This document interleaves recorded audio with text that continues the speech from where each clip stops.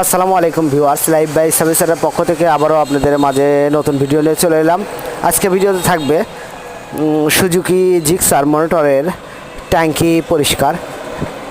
অধিক পরিমাণ যদি ট্যাঙ্কিটি কার্বন জমে যায় তাহলে সেই ক্ষেত্রে কীভাবে পরিষ্কার করবেন অবশ্যই খেয়াল করবেন।